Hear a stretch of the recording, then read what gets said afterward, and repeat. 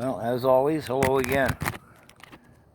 Some further commentary on July 1st, Canada Day in Ottawa.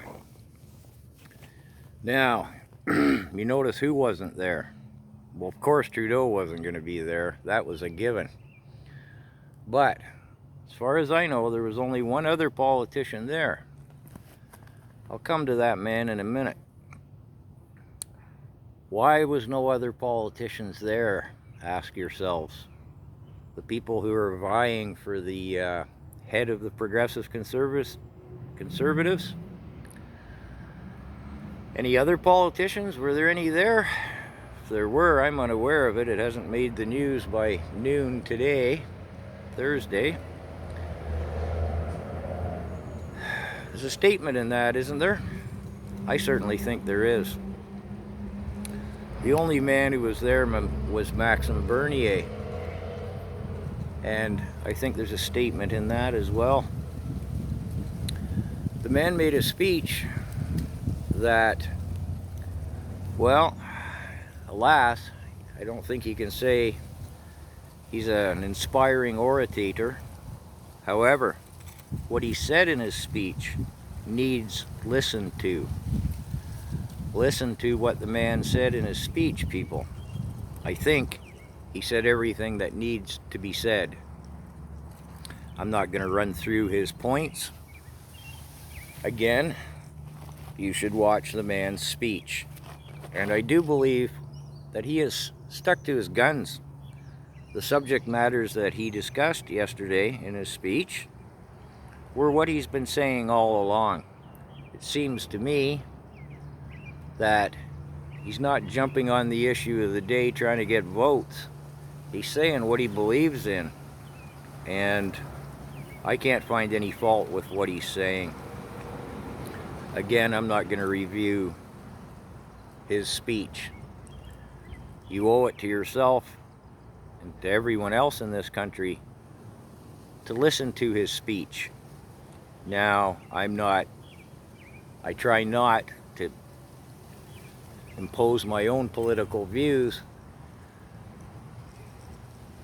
Now, you can't argue I am supporting the man by saying this, but support him or not, I think you should listen to his speech and take note of the points, the issues that he brought up, because they are indeed what most of the people in Ottawa were there for. They weren't there to rally the COVID political platform. They were there in support of what Norman Traversy did in presenting those papers to the American embassy.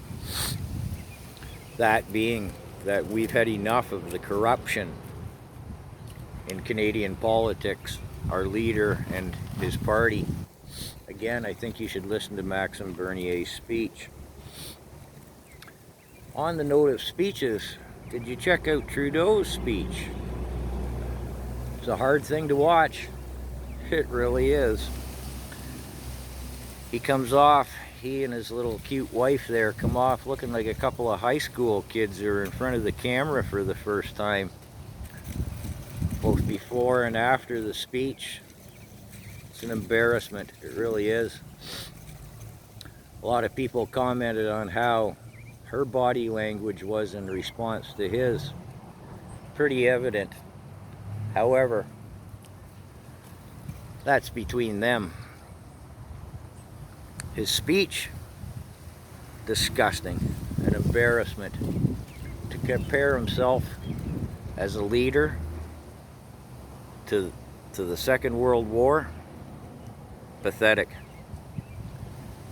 One of his lines was that really got me was, "Not until every senior has a safe place to live."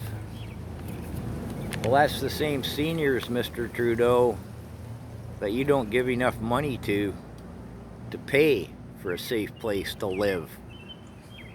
You give it to your bring them in voting buddies from across the seas, but at every turn, when it's been suggested, asked for more monies for our seniors, the people who paid into this country all their lives, You say you have higher priorities. Well, But it's the closest thing I've seen you do to an honest day's work, Mr. Trudeau. I never thought you had it in you to lift a shovel, but lo and behold, there you were at the food bank, shoveling a lot of shit. That's what you did. That was just pathetic. Oh, well, I guess that's all I had to say. Take a look at Trudeau's speech, take a look at Maxime Bernier's speech, take a look at the speech that Norman Travesty gave. Pretty well sums it all up, I think. Kudos to everyone who was in Ottawa. Brilliant work. We showed the world what a peaceable, level-headed, sensible people we are. But again, you compare those three men's speeches, and if you can put Trudeau at the head of the class on that one, ha! You're from a different planet. Take care.